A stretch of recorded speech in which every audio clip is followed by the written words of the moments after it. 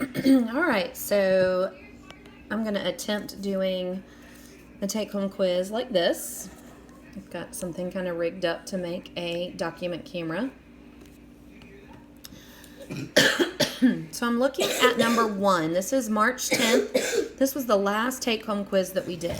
I'm going to do some review with this take-home quiz this week, March 30th through April 3rd. So if you have your March 10th take-home quiz, that's great. If not, don't worry, you can just follow along.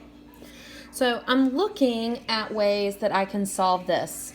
Number 1, it says which expression is equivalent to 6x plus 3x squared minus 4x? So I know that I have 3 terms. Here's a term, here's a term, and here's a term. Hopefully you remember that those are terms. And I've got 3 variables. So I've got x squared, and I have x. And I have to remember that I can only combine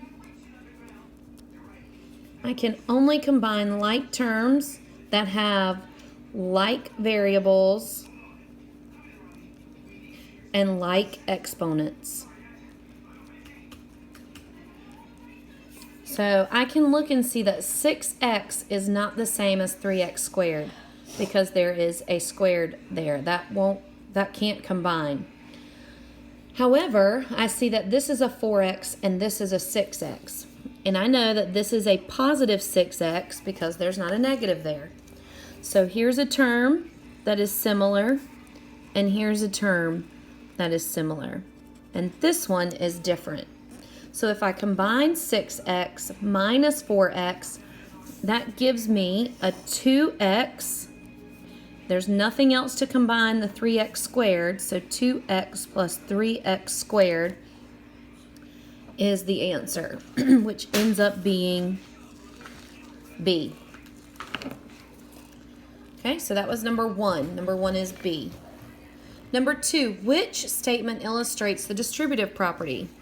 Remember the distributive property, we're looking at, it's almost like somebody passing out Halloween candy.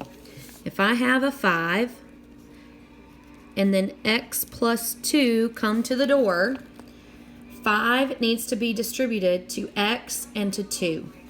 So 5 times x is 5x, and then 5 times 2 is 10. That would be the distributive property. So now I'm going to look and see which one shows me the distributive property. 24 times 2 equals 2 times 24. Those have just moved around. There's no really distribution going on. Here we have 53 plus 17 plus 10, 53. We've just moved the parentheses for B. When I look at C, we've just added a huge long set of numbers. When I look at D, I've got 9 times 20 plus 6. And then here I have 9 times 20, so that would be like distributing the 9 here, and 9 times 6. D is going to be the correct answer. And my pen is dying. Okay, can you go grab me the pen and that up there? Which expression is equal to 3x minus 2 plus, it's in the top green thing, that'll work, plus 2 that needs to be distributed to 2 plus 4x. So I'm going to take and find, okay, well, I need to distribute this first because I need to do parentheses first. Remember, we use GEMDAS, which is grouping exponents, multiplication and division. Remember, they have the same power, and adding and subtracting have the same power. So first I'm going to distribute. I'm going to work with the grouping first, which is distributive property. So that's going to leave me with 3x minus 2 plus 2 times 2, which is 4. And then 2 times 4x is a positive 8x. Okay, so I've got that taken care of. So now I can continue along with my order of operations. I know this is positive, and I'm going to circle like terms. So here's 3x. Here's an 8x. Both of those are positive. Here is a -2, which is a constant when the number stands alone. It's a number that has no variable. And then here is a +4. So if I combine these, I've got 3x plus 8x. So 8 plus 3 is 11. So I have 11x. And then I have a -2 plus 4. So I've got a -2. It's like I have -$2 in my cafeteria account, and I pay a +$4. So all that I have left is a +2. So I need to find 11x plus 2, which is A.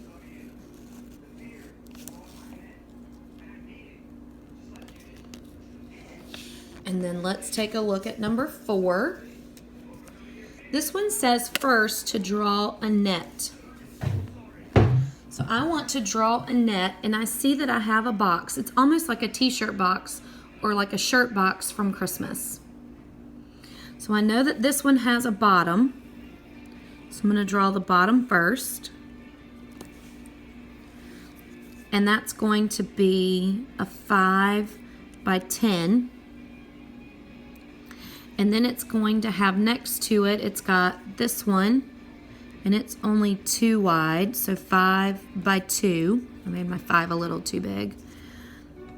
And then I have these like side wings that are a 10 by 2. Then I have another one that's 5 by 2. And another side wing that's 10 by 2. And then I have another top, which I'm running out of space here, and that's 10. So let me lift up the camera so you can see my net that I kind of ran out of room for.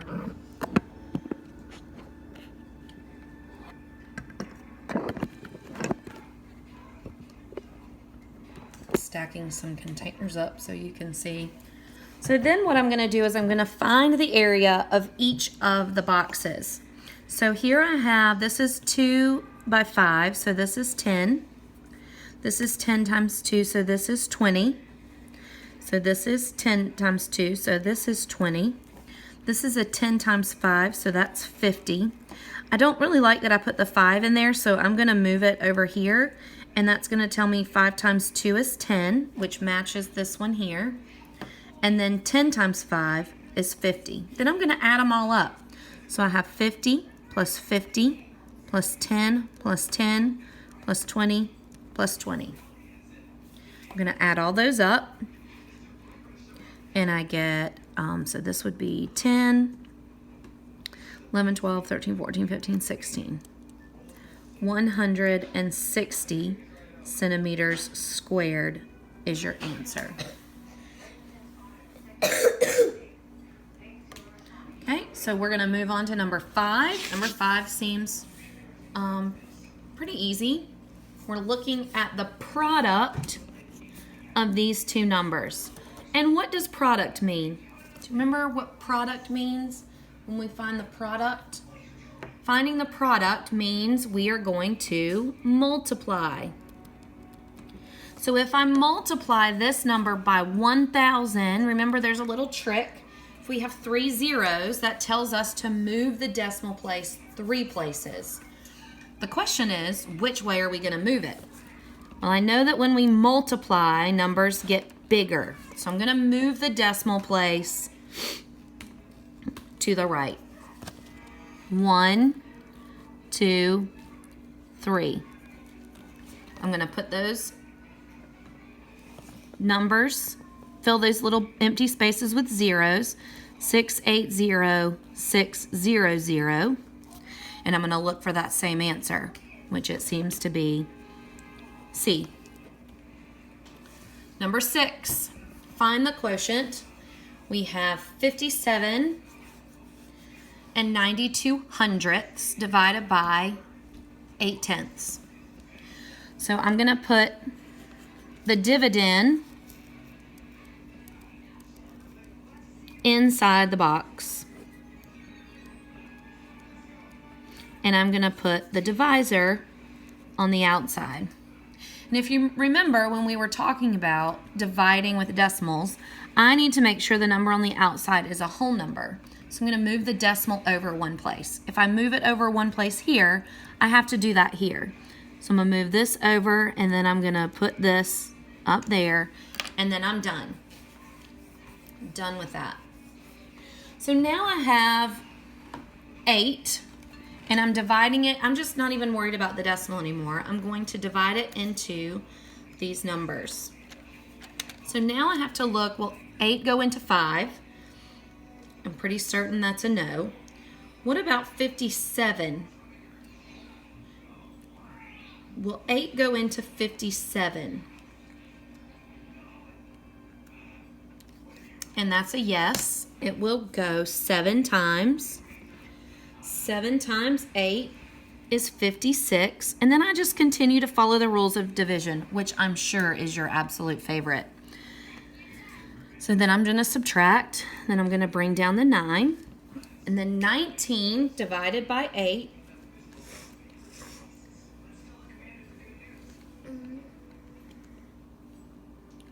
What do you think that's going to be?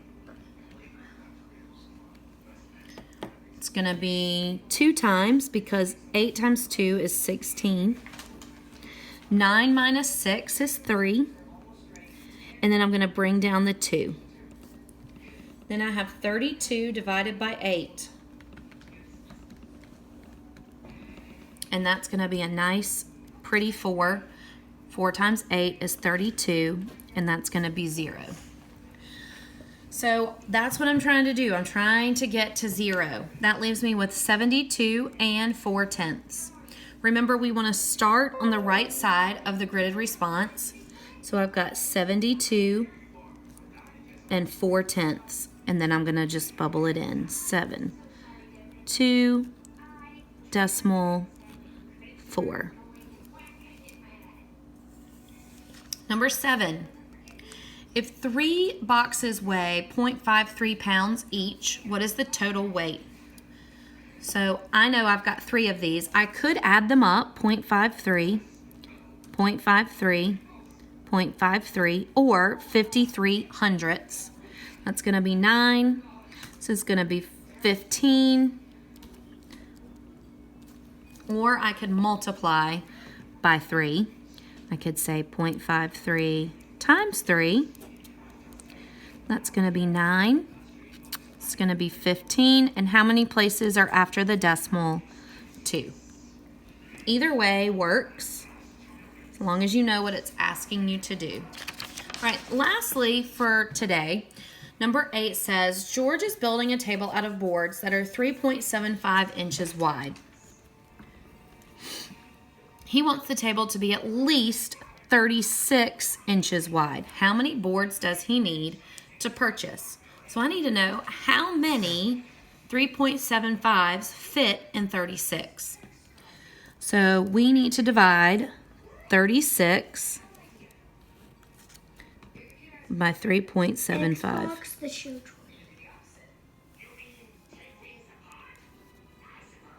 So I'm going to move the decimal place over.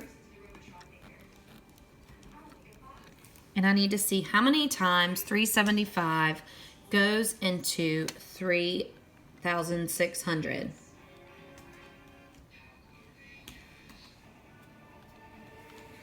All right, so I'm gonna think, So this is almost 400. So 4 goes into 36. Maybe 8 times, and then I know that there's some kind of left over because it's not quite 400. So I'm going to say 9. 9 times 3.75, because I need to see.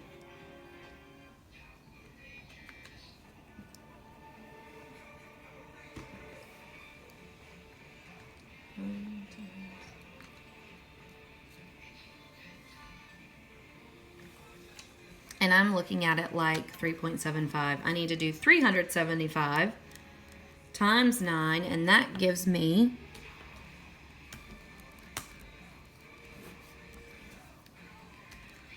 3,375. So 36. We find the difference.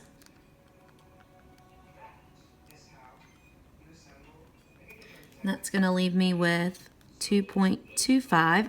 I can put a decimal and add a 0. And I can do the same thing.